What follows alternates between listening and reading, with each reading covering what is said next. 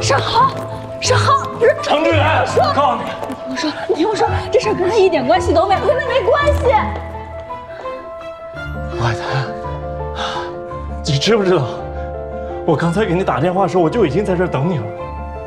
我多希望，刚才从那儿出来的人，根本就不是你。就算我跟小陈聊点私事，不想告诉你，这能说明什么呀？说明什么？沈航，跟他说点事儿。你自己看，啊，这些照片能说明什么？这是我妈之前发给我的，这些加在一块能说明什么？你告诉我。我以前告诉我自己，不要什么事情都相信，但是我今天亲眼看到，程志，你知不知道我跟严小晨已经结婚了？她是我老婆，我是她丈夫。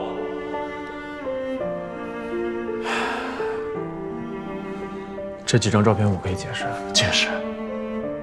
那你倒是给我解释解释，什么叫做不能被我发现？什么叫做回去之后不要告诉我？啊？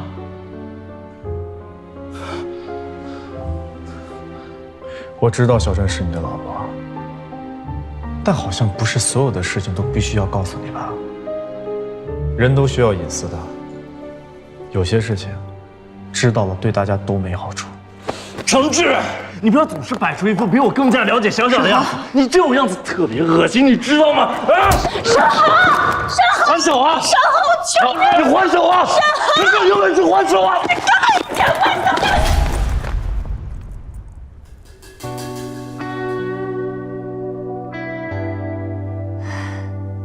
对不起。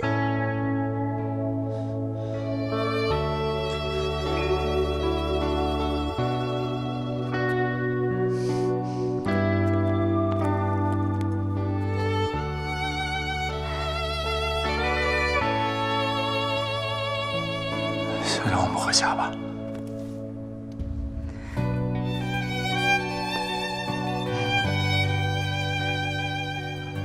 有什么事儿回家说好不好？我不回去。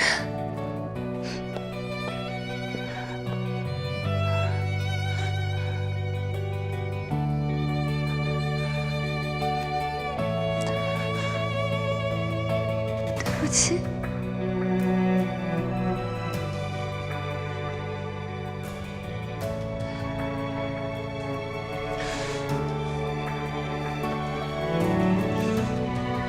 这是你家钥匙，行，你不回去，我现在还给你。你那个家，我不会再回了。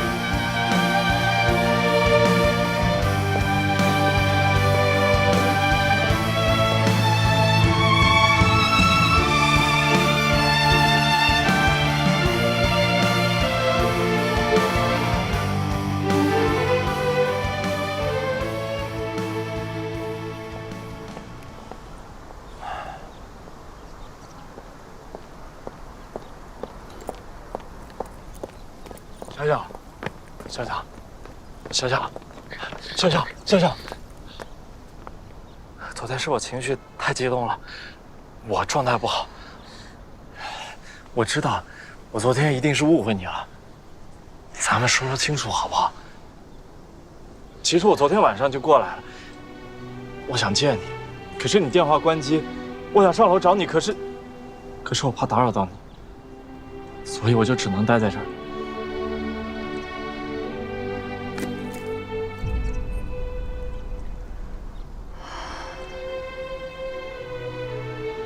该说对不起的人不是你。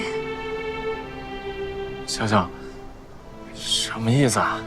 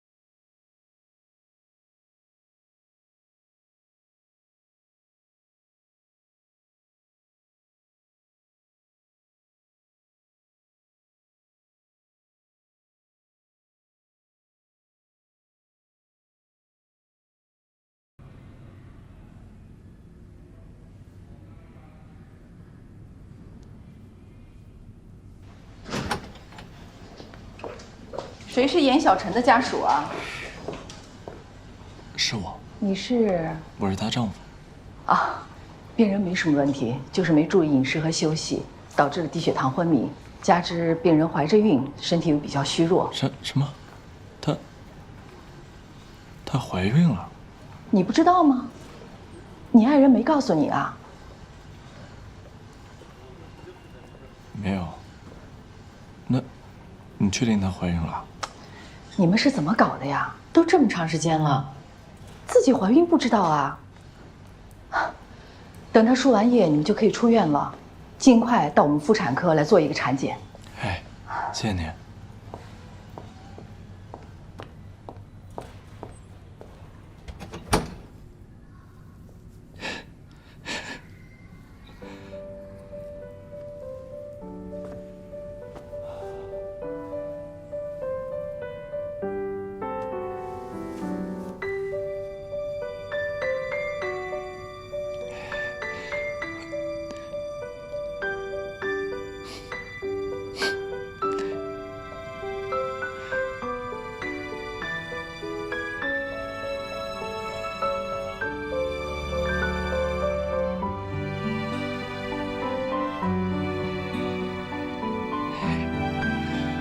小小，我们有孩子了！我的天哪，我们有孩子了！男孩还是女孩啊？男孩的话，肯定长得跟我一样；女孩的话，跟你一样。我的天哪，我们居然有孩子了！哎，你醒了，小小。我怎么在这儿啊？你突然晕倒了，我给你送过来的。你知道你为什么会晕倒吗？低血糖呗。你只猜对了一半，还有一半。你猜，你怀孕了。我怀孕了？啊？难道你自己不知道吗？不可能。我经常内分泌失调，原来有这样过，不可能怀孕。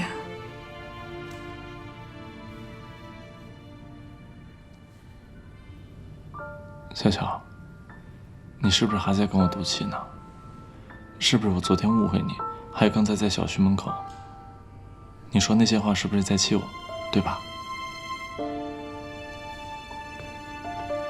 小小，我求求你，别生我气了。我知道错了，我知道我一直以来有很多地方做的不好，但是我现在是爸爸了，而且我爸妈也接受了我们的婚姻。我想，你现在应该搬到家里来住，这样怀孕特殊时期嘛，我爸妈也好照顾你，对不对？到家里来住。不可能。你是不是又累了？那你再睡会儿。输完液了我再叫你。啊？哎，我就在这儿啊。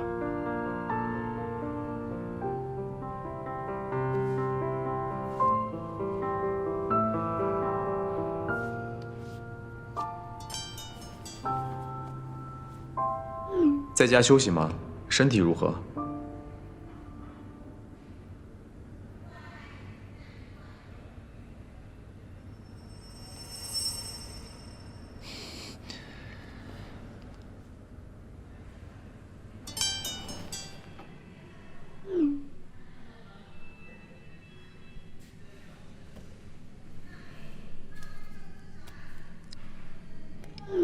为了你自己的婚姻，我建议你不要把那件事儿告诉沈后。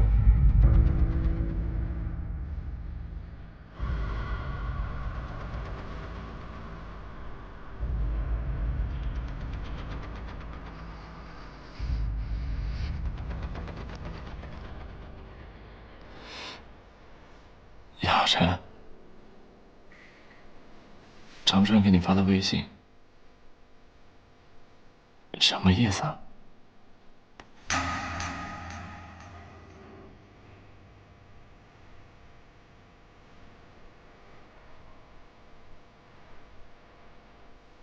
你觉得是什么意思，就是什么意思。我只相信你说的。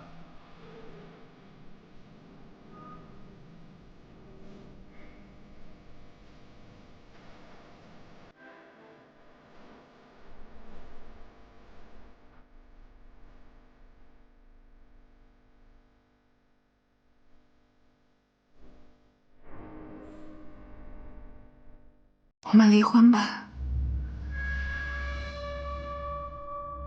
这孩子跟你没关系，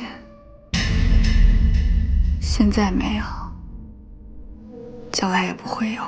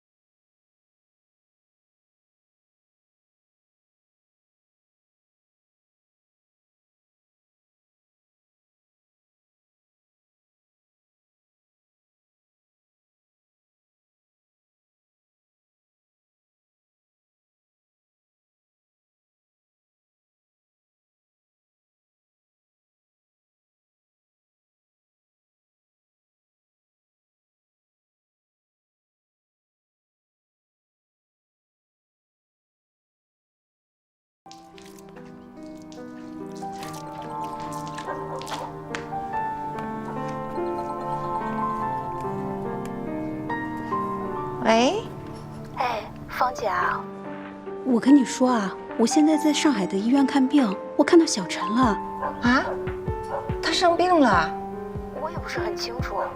但是有一个男的陪着他，只是他们俩是从妇产科出来的，我就没有上去打招呼。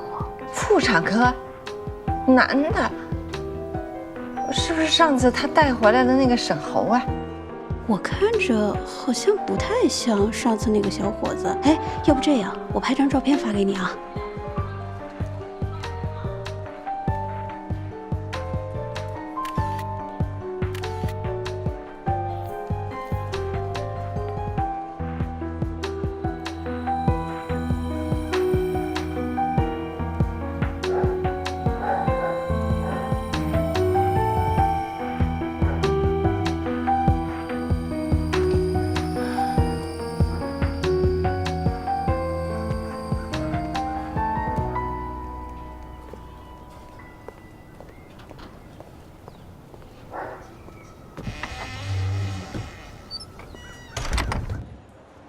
喂，妈，你在哪儿呢？我在公司呢。学会撒谎了是吧？啊？陪你一起去妇产科的那男的是谁？你是怀孕了吗？不是，你怎么知道的？要不是田阿姨告诉我，你打算瞒我多久啊？啊？你跟我要户口本，是不是去登记结婚呢？结了没有？那孩子是谁的呀？哎，不是妈，严小晨，你现在胆子是越来越大了啊！未婚先孕，你要不要脸呢你啊？我跟你说话呢，在听吗你？赶紧回来，从上海给我回来，把事情说清楚。怎么了？你妈说什么呀？我妈知道了。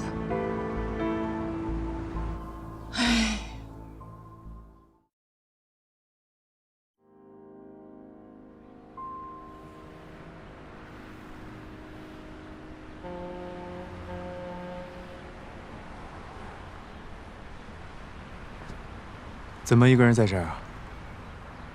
心情不好？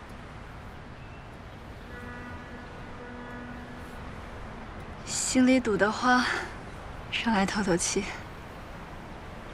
你每天都这么忧心忡忡的，对肚子里面的孩子不好。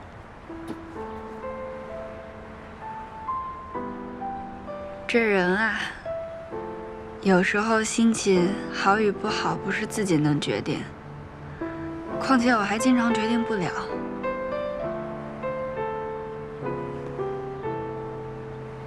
你突然想打掉孩子，是因为你妈那天给你打的电话吗？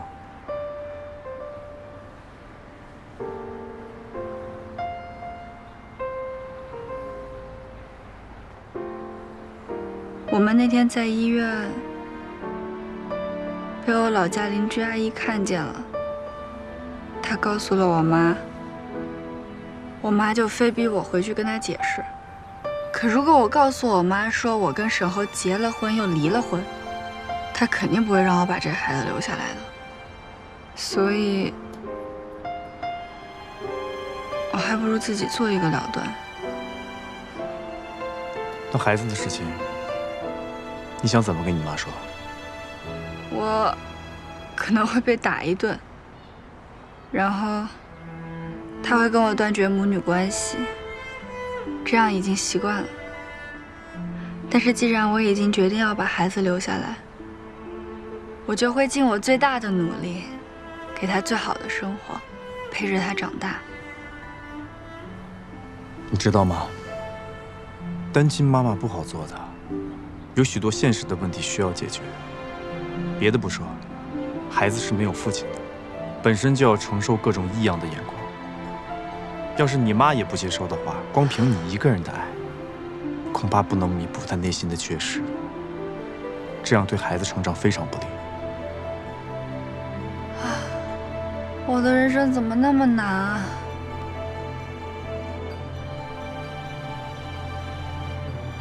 你早晚会知道，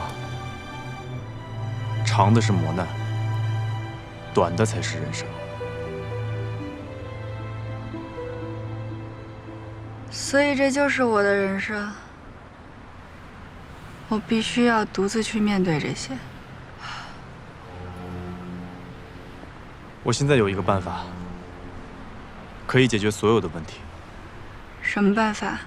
就是我跟你结婚，这个孩子所有的问题都不会再是问题。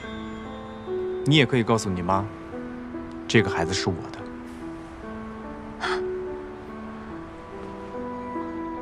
陈志远，你疯了！你是不是有病啊？你就当我有病吧。哎，不是为什么呢？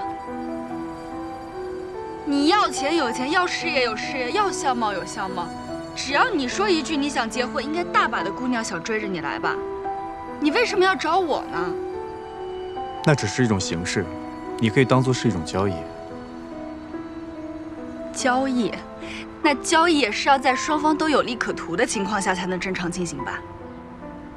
我在这个婚姻中我能得到好处，那你呢？你能得到什么？好，那我就来说说我们彼此之间获得的好处。首先，你需要婚姻来养育这个孩子，对不对？啊，你要给你妈、给你的亲人一个交代，算是解决了你眼前最急迫的问题。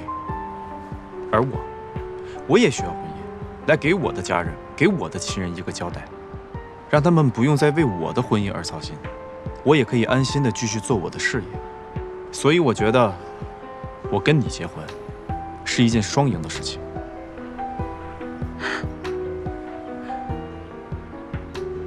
你的理由虽然听上去都很有道理，但是我认为还是不可取。你我非亲非故的，你为什么要帮我呢？你为什么要这样做呢？对不起。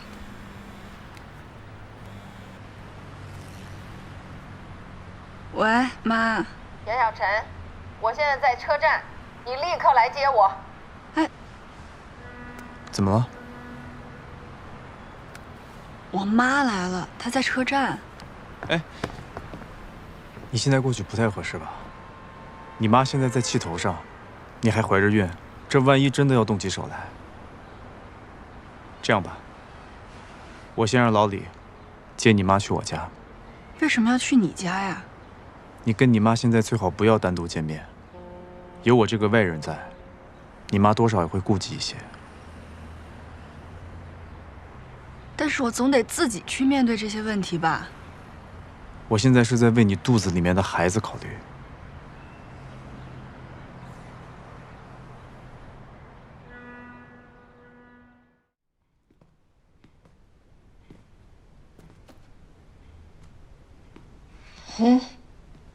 房子挺大呀，你的，你够有钱的啊，叶小晨，你本事够大的，知道傍大款了。我跟你爸爸这一辈子本本分分的，怎么有你这么个女儿啊？我没有妈。脸，阿姨，你给我们的脸都丢尽了你呀！真的？你撒手！妈，我没有。没有，那沈侯怎么说啊？你不是因为傍大款把他甩了吗？你告诉我，这肚子里的孩子谁的？说！妈，有本事做不敢认是吗？你跟我说，这到底是谁的？阿姨，这孩子是我的。不是妈，你听我解释。这怎么回事啊？你们这到底做的是什么事情啊？啊？妈，我都没脸！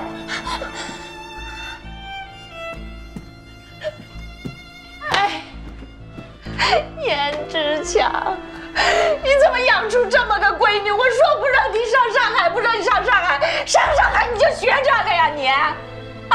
你听我说，不要脸呢你啊！我都觉得没脸。妈，没有你这么个女儿，我不是你妈。妈，你听我说，这孩子不是他的，这孩子是……不是，阿姨，这孩子就是我的。刚才小陈跟我置气呢，所以才说这孩子不是我的。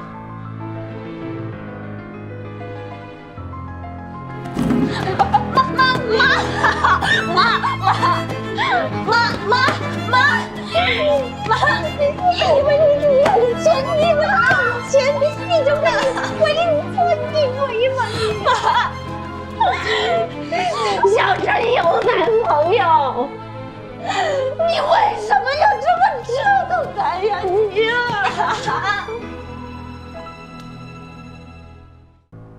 看来现在只能这样了。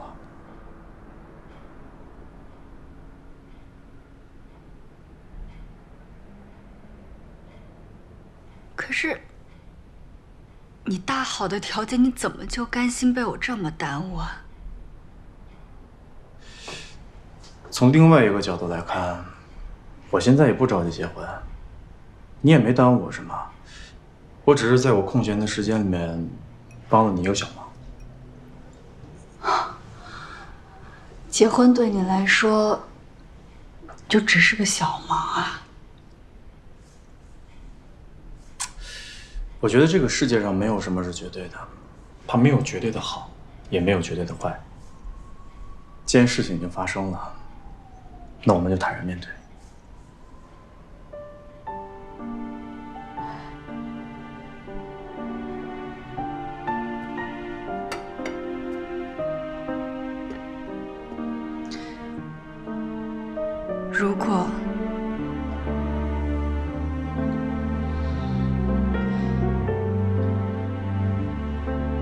如果你遇到了你喜欢的人，一定要告诉我，我们就马上离婚。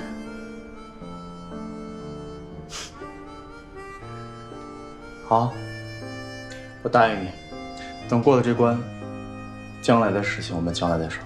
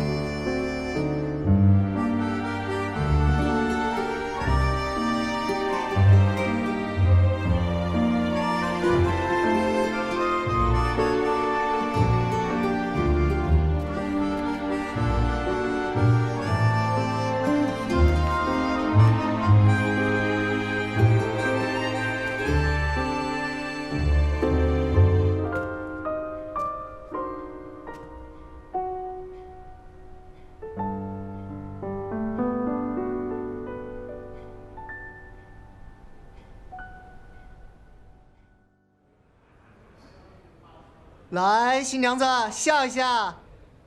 好，来，再笑开一点。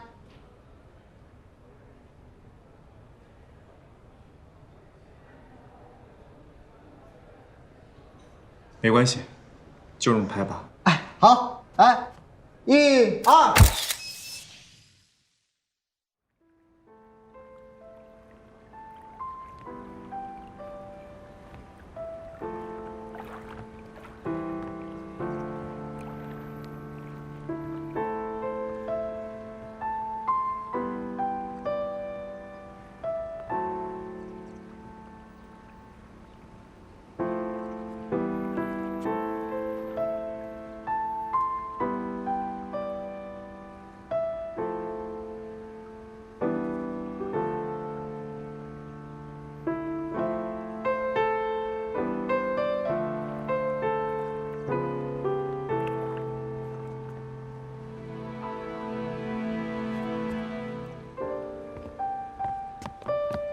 笑笑，你别走，笑笑，我就是想见见你。我不想见你。你如果不想见我的话，你为什么会出现在这儿？你想多了。小小，我就想跟你说几句话。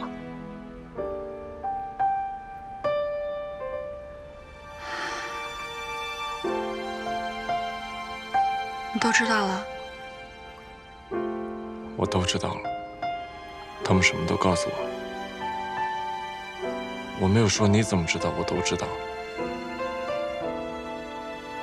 从你的表情就可以看得出来，如果你还是什么都不知道的话，你现在应该是恨我才对。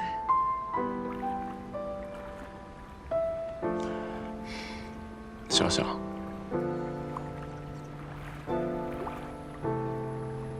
对不起。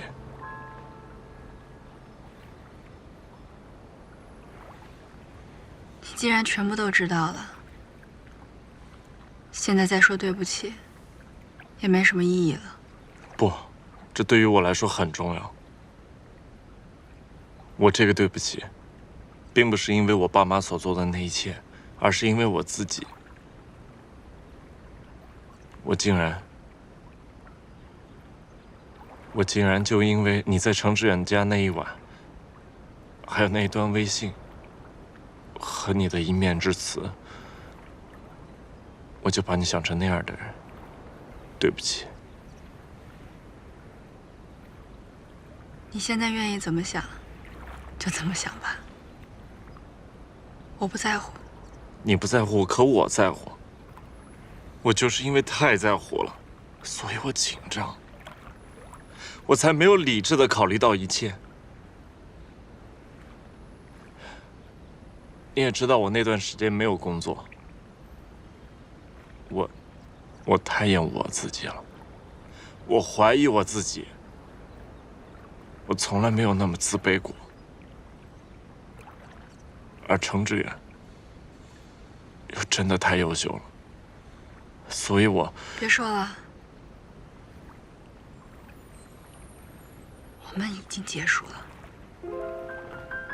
如果真的是这样的话，那为什么你还在用着我送你的手机？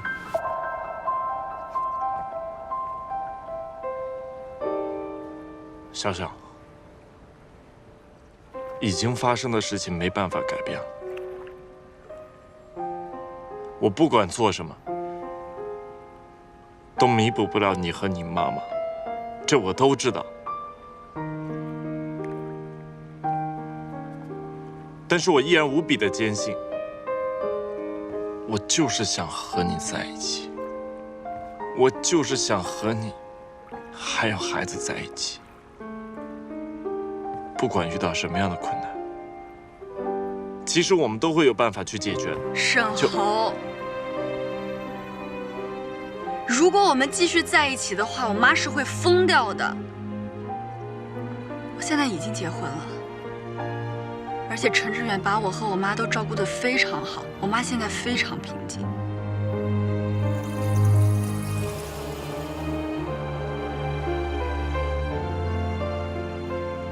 我明白，我承认，程志远他的确是一个完美的丈夫。但是小小，你真的爱他吗？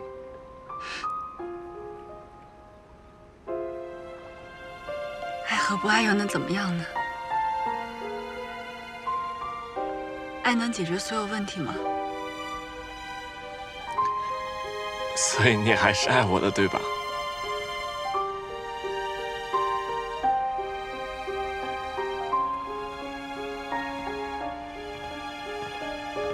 小小，小小，我求你别再这么叫我了，你叫我什么都行，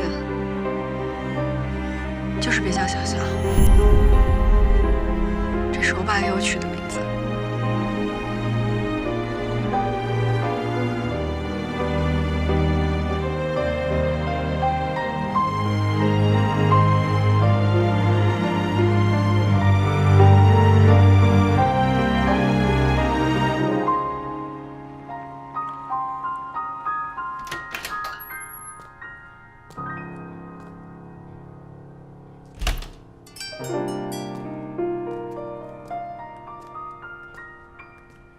小小，我知道你不会回复我，微信也把我拉黑了，但这些话我还是想说给你听。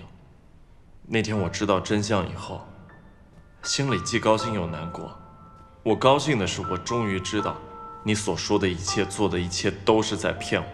你并没有做什么对不起我的事，你肚子里的孩子也是我的。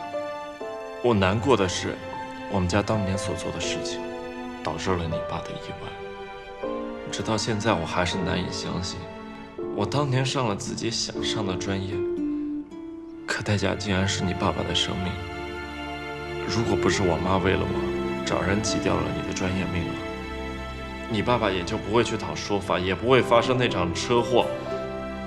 知道这些以后，我总是想起那天在河边，你和我说的你们家那些故事。笑笑，我不会再勉强你做任何事情。如果你现在过得真的像你所说的一样幸福，我会祝福你。我只是想让你知道，如果可以，我愿意用一切方式向你和阿姨赎罪。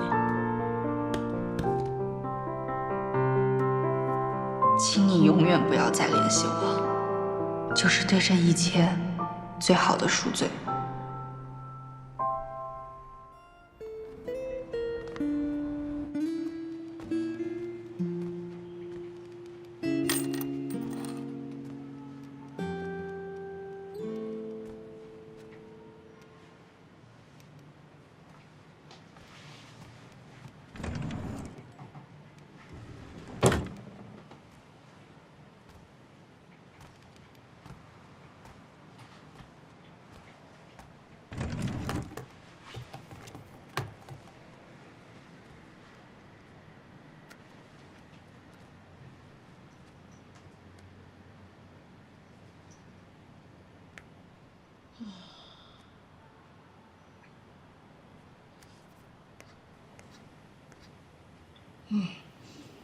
算你还得有良心，记得你爸的生日。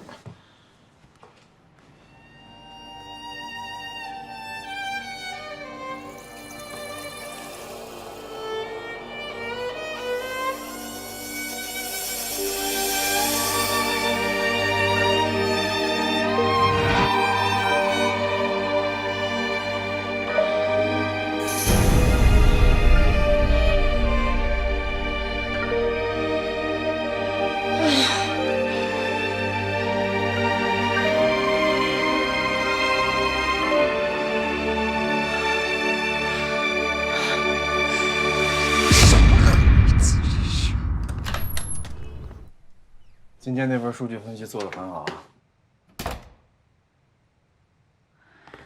多亏了你的指导，妈。妈，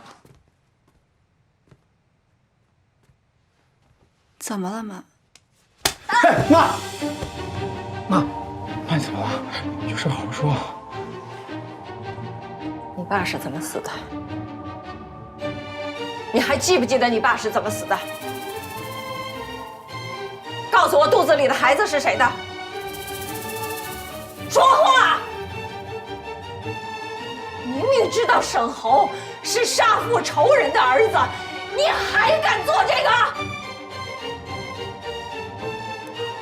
说，这孩子是不是沈侯的？妈，你说说。没你事儿，我问他呢，是不是沈侯的孩子？你怎么知道的？这就说明你承认了，是吧？妈，你冷静点，妈，放开我！妈，哎呀，妈，你冷静点，妈，程志远，妈，你干嘛要这么护着他？这孩子不是你的，志远呐，好孩子，你明白点儿，这孩子不是你的，你为什么要这么护着他呀？你护着他对你有什么好啊？啊，你戴着绿帽子替人家养着孩子，这对你脸上有光吗？你要是生不出来，你找个好点的人养啊，你就不怕你程家祖坟里跑出人来找你来吗？别说了，别说了！妈，这件事情有点复杂，我慢慢给你解释。你个造孽的！你爸爸就是你害死的！你爸死不瞑目的，他会。快去把那孩子打掉！你要跟沈侯干得干干净净的，我饶了你，不然我就踩死你！我踩死你！我哎，听说这2天咱医院楼下的酸奶可在打折呢。是吗？对啊，小刘买了好多呢。他买那么多干嘛？这东西又放不住了喽。那谁知道？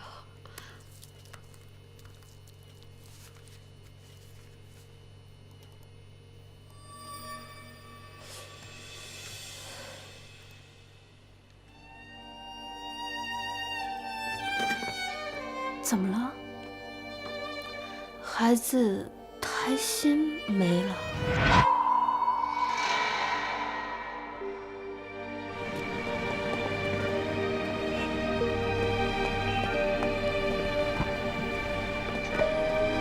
到底怎么回事啊？程总，我去买样东西，回来太太就不见了。医院里面找了没有？要不报警了？还没到24小时，警方不会给立案的。小陈出门的时候手机是充满电的，他应该是故意关机。小强，小强。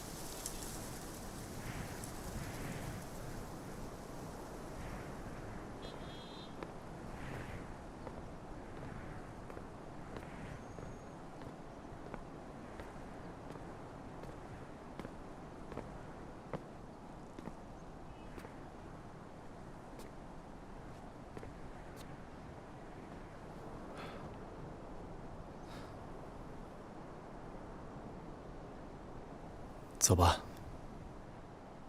这里太冷了。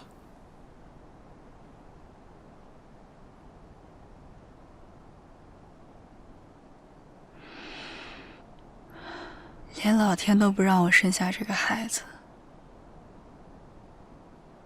我今天去做产检，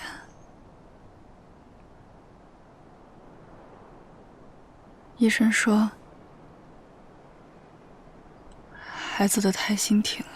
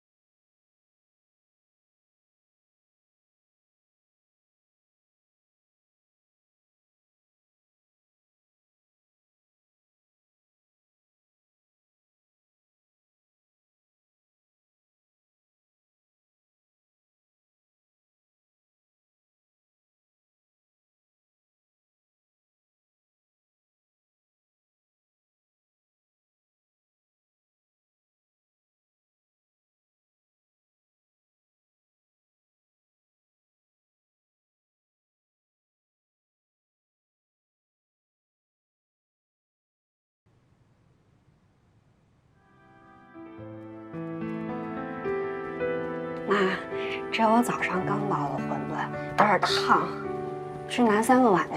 来，还有1碗。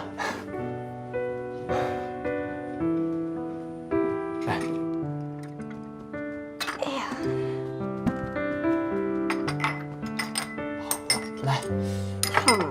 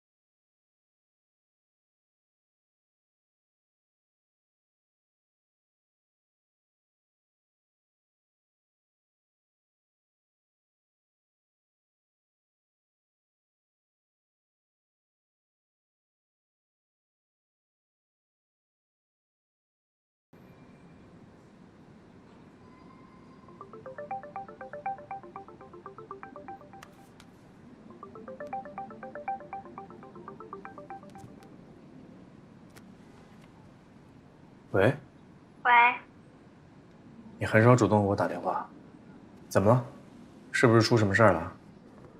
没事儿，就是想给你打个电话问候一下。怎么样？今天过得如何？都做了些什么呀？我跟魏彤聚了聚，挺开心的。你大概几点回来呀？差不多10点的样子吧。哦，那你辛苦了，在高铁上好好休息一会儿吧。我等你回来。你不用等我了，你要是累了就早点休息。没事儿。哎，我给你准备了一个小惊喜。什么惊喜啊？惊喜说出来就没意思了，等你回来自己看吧。好，我很期待。希望不负你的期待。拜拜。拜拜。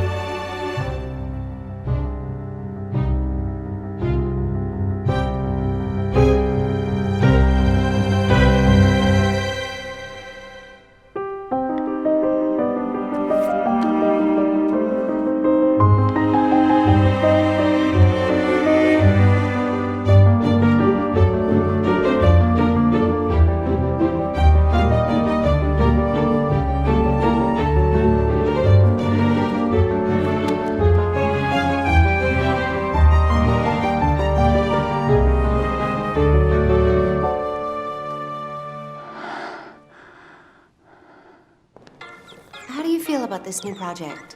That seems I reasonable. hope we're not in over our heads. Oh, yeah, of course. 我开会呢，长话短说。问你个事儿啊，陈志远当年从美国又回国之后又回了美国，是什么时候的事儿5年前吧。怎么了？你为什么要问这个？几月份你还记得吗？夏天，应该是7、8月份吧。问你啊，他有改过名字吗？改过呀，他以前叫程鹏。他没有跟你说过呀？我估计他是觉得自己的名字太土了。小陈，我回来了，还没睡啊？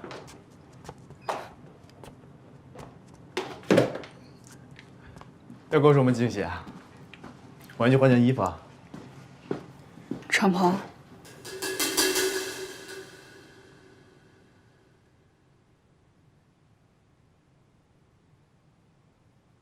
2011年7月22号，你开车撞死了一个叫严志强的男人，对吗？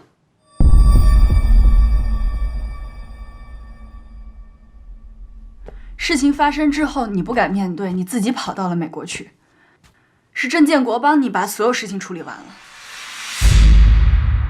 对吗？ 你转过来！你转过来！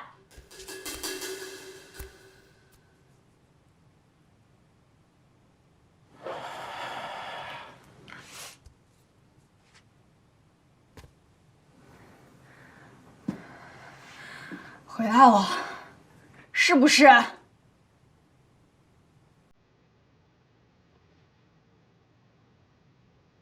是。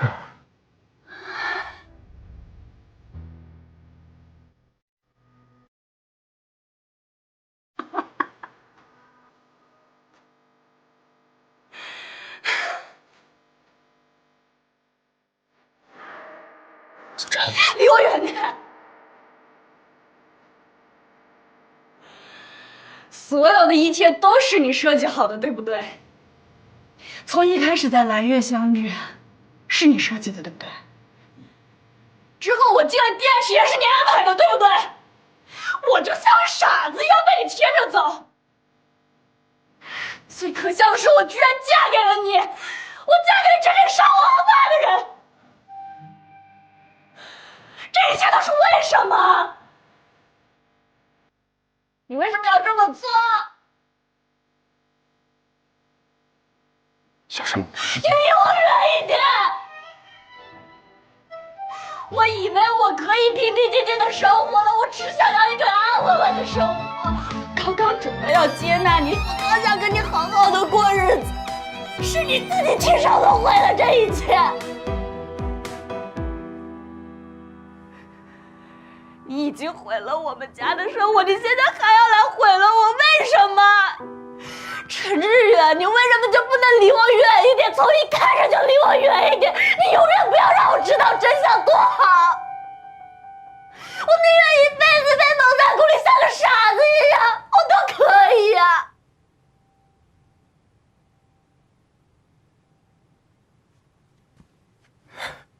你爸临死前跟我说他有个女儿，今年18岁。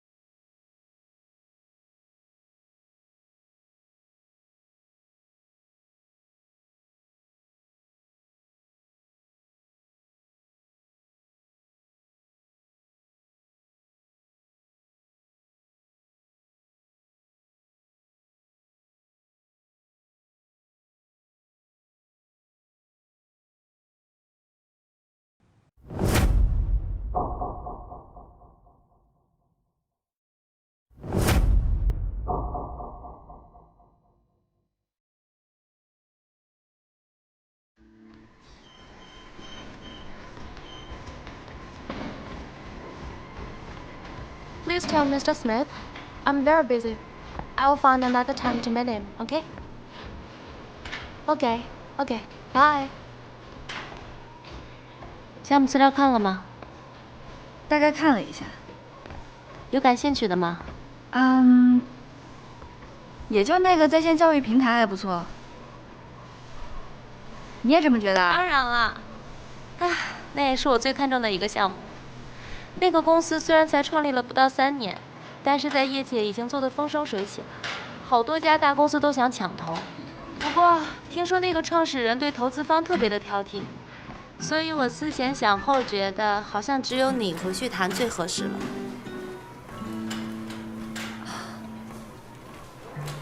所以你意思是让我回国啊？怎么啦？都3年了，还不敢面对啊？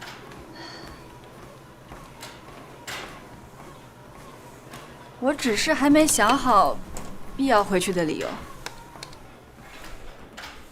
你放心，如果你不想回去呢，我是不会强迫你的。我会把这个项目更详细的资料发给你，你先看一下，看完了再决定好不好？好。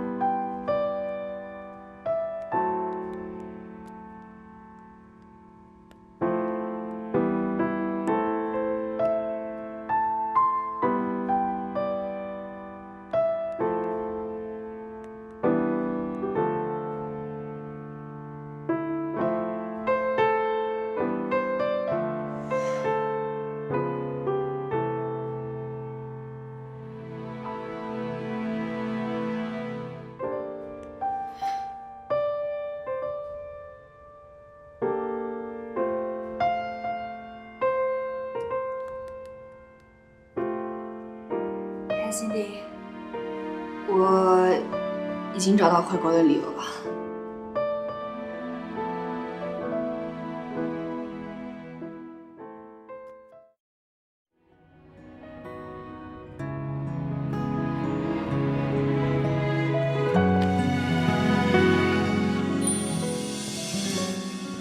哎，你好，我们跟沈总约过了。好的，请稍等。沈总，这里有2位客人找您。行，那你先带进来吧。你行啊，猴子，啊，找着前妻了都不告诉我了是吧？什么前妻？投资人提前到，你还不赶紧准备一下？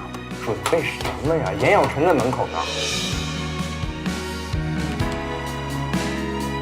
在哪？前台，你还跟我装傻是不是？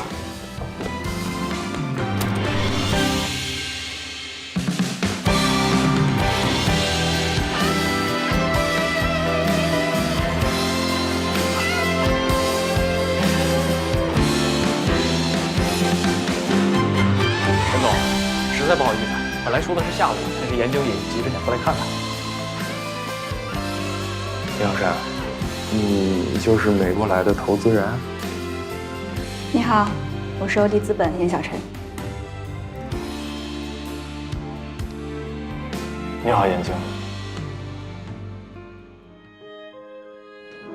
严经理，您稍等，我去找司机把车开过来。好。小陈。沈总还有什么问题吗？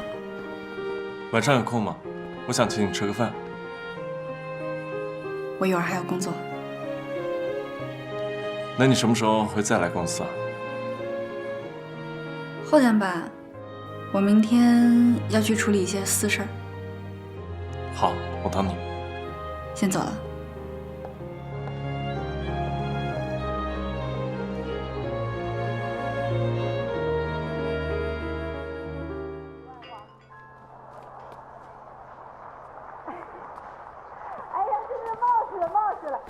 我没有别的意思啊，我就是想问呐，您平时在国外工作忙吗？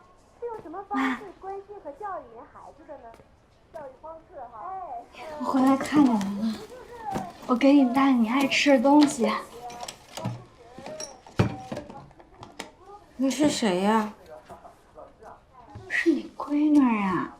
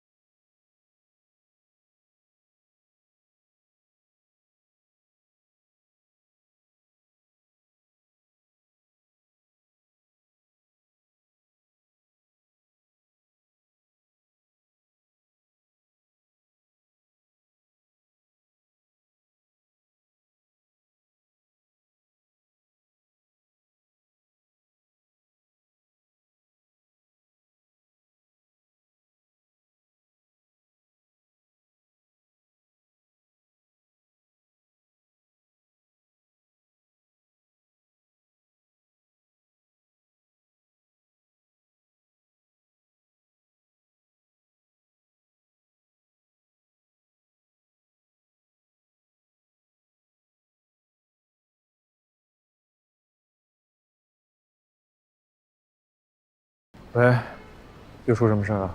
有件事我考虑了好长时间，我觉得还是有必要告诉你，毕竟你知道了，也能有个心理准备。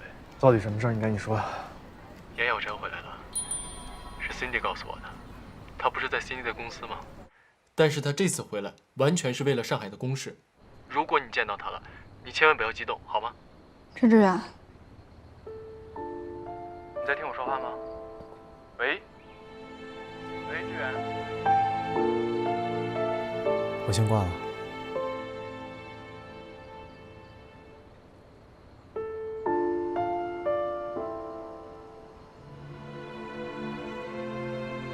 你来这儿做义工，是为了我吗？我是为了我自己。每次看到方怡现在这个样子，我都没有办法原谅自己。要是没有我的话，她和你现在应该拥有一个完整幸福的家庭。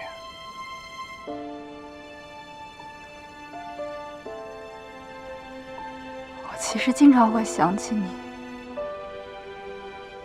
想起我们曾经的那些事情。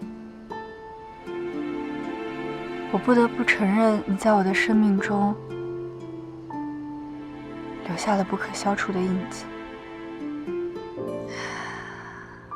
我越是想去忘记，就越记得清楚。后来我告诉我自己，应该去恨你，是你毁了我的生活，同时还欺骗了我。对不起。可是后来，我换了个角度去思考，我思考，你在我爸离世之后，你是背着多么大的负罪感来接触的我，你甚至不求任何回报的帮助我，还去安抚我妈的痛苦。我想到这些，我反而恨不起你来了。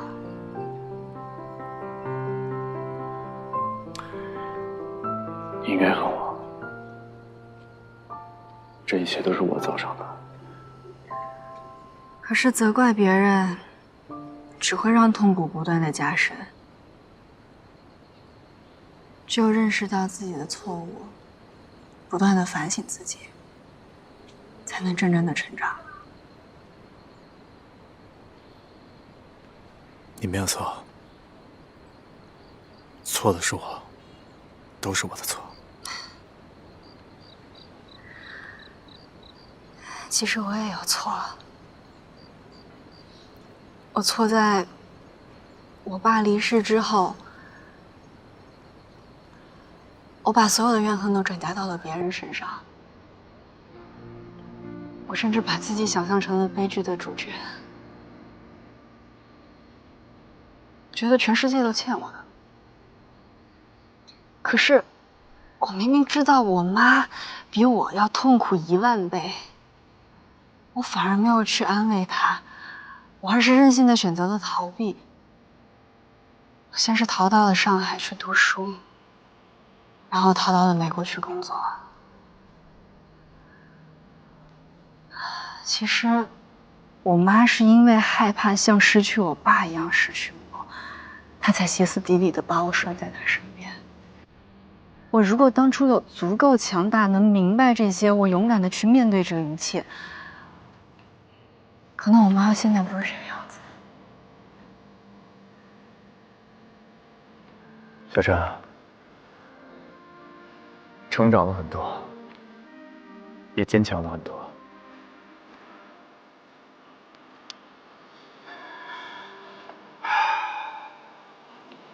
但你知道吗？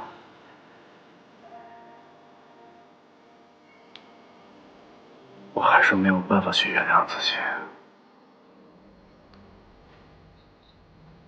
这里面的每一个人都把我当成一个普通的义工，但如果有一天，他们知道了有一个人是因为我而失去生命的，他们还会冲我微笑吗？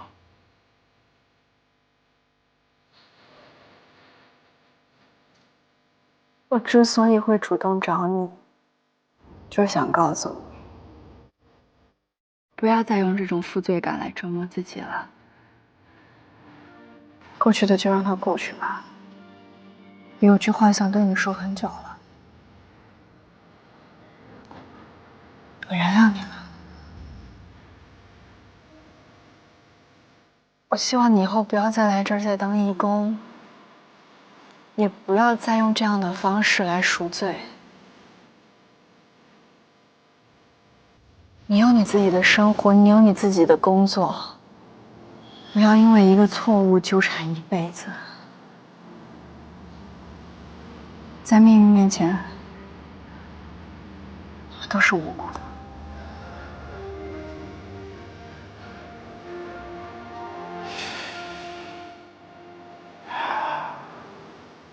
那我们以后还能见面吗？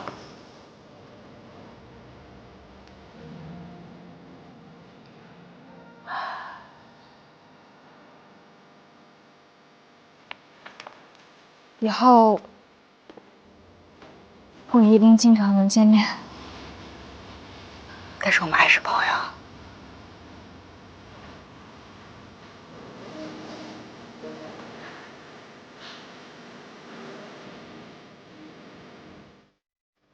谢谢你的原谅。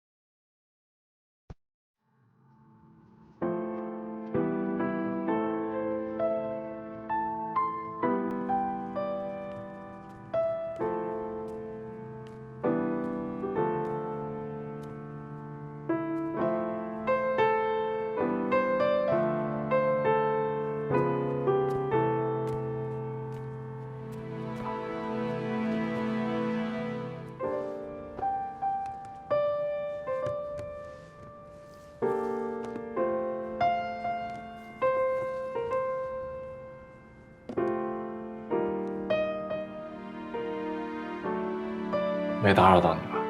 我已经写完了。你买饭回来了？既然你没有时间跟我出去吃，我只能买回来了。这家店是我无意发现的，老板是一个地地道道的杭城人，做的一手正宗的杭城菜。我想你在美国待了那么久，也许会很想念家乡的味道吧。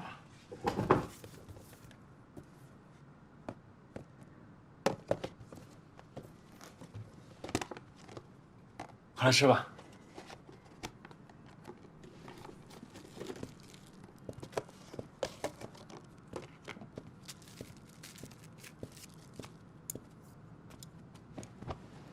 快，先尝尝这个。这个啊，是我每一次去他们家店都必点的一道菜。快趁热吃。来，这不是你最爱吃的松鼠桂鱼吗？你也爱吃。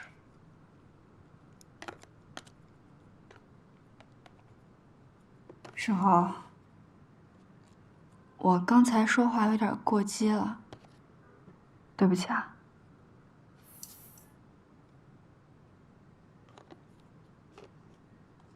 那你可不可以告诉我，你是怎么知道我妈在那家疗养院的？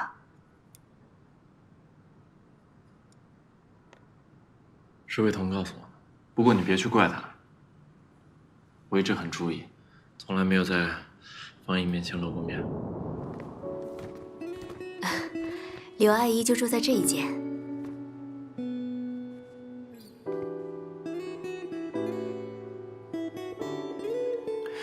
她最近好吗？挺好的，心情也不错。要不你进去看她一下？啊，不了不了，不打扰她休息了。啊，对了，麻烦您帮我把这个转交给她。啊，有点沉哦。啊，先生，你是刘阿姨的家人吗？她是我的家人。哦。别跟她说我来看过她，我下次还会再来看她。啊。快吃吧。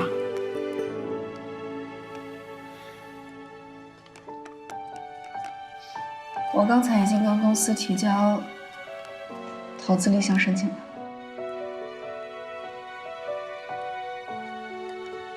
这么快就决定了？得到投资人的信任，你难道不应该高兴吗？很高兴，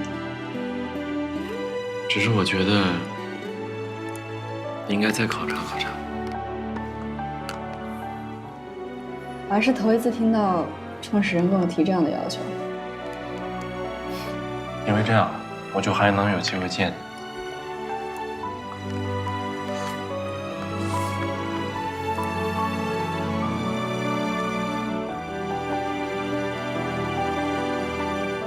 你再尝一个这个吧。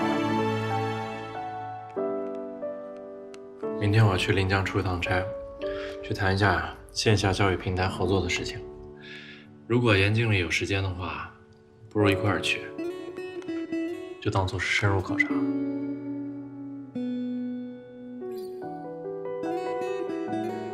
好啊。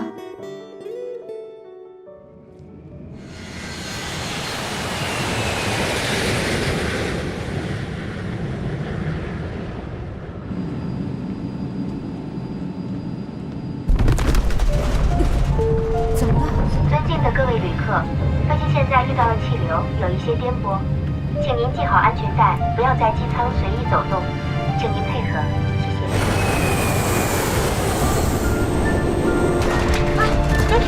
呀，怎么回事啊？什么情况？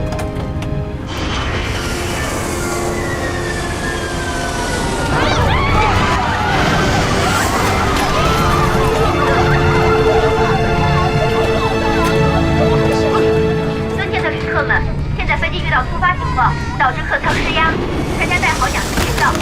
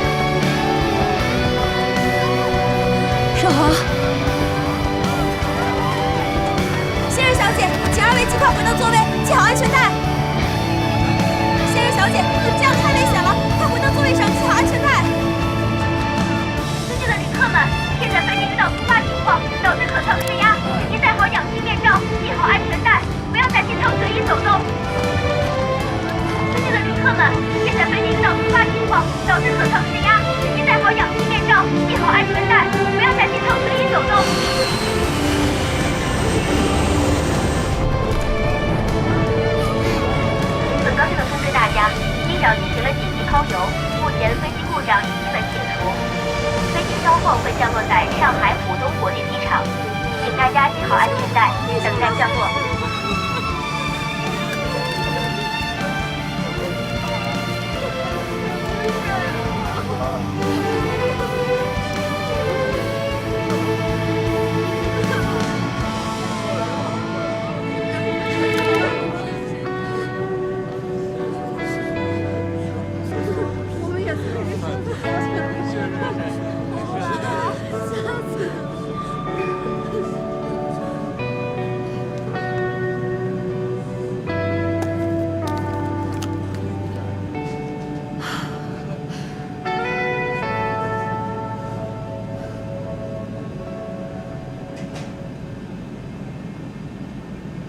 害怕吗？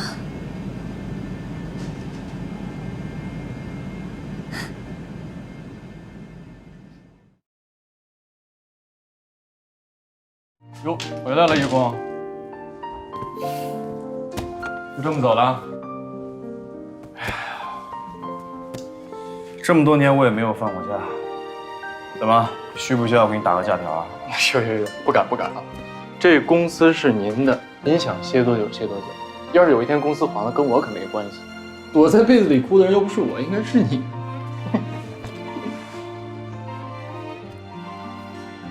行，看你状态不错，我也能放心了。哎，我想好了，等我度完假回来啊，就换你了啊，你就可以名正言顺的去美国整Cindy了。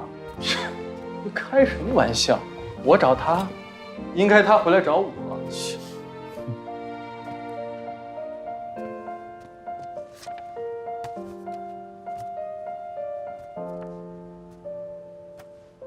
还是忘不了吧？我留个纪念不行吗？哎，行了。哎，我是真弄不明白啊。你说这严小晨的母亲已经原谅你了，对吧？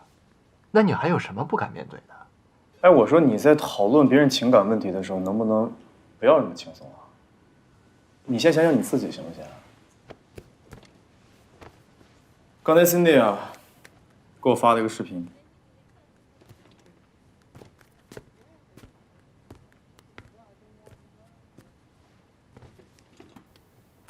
给我。近日，一段飞机险些失事的视频在网上广为流传，其中引发网友热议最多的是当中的一对年轻男女。不是杨晓晨跟沈豪吗？他们原本并不坐在一起，却在以为生命即将走向最后关头之时，勇敢地跨过人群，紧紧相拥。想不到一场虚惊，竟促成一段良缘。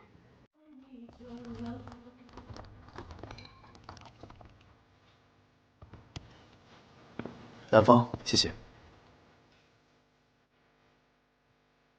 你这儿要去哪儿啊？有必要告诉你吗？行，不说也行。那咱就喝一杯。这1年多以来，谢谢你对方姨的照顾。你之前说话，好像没今天这么好听啊。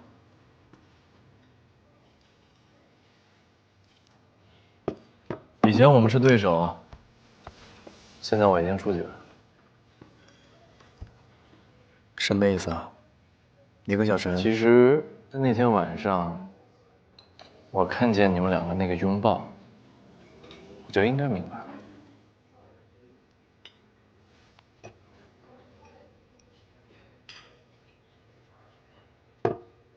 原来那天晚上你也在啊。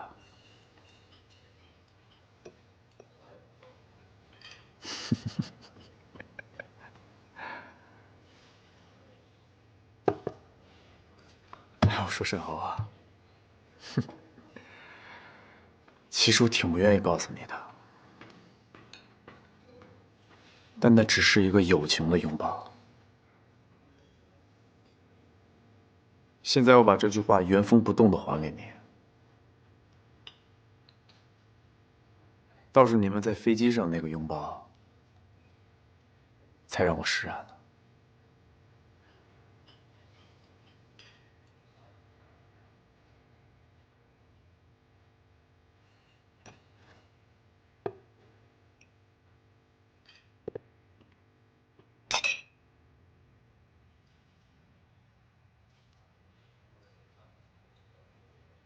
今天是我的好朋友威廉姆生日，我在这儿要为他唱一首歌，也要把这首歌送给在座的我的2位故人。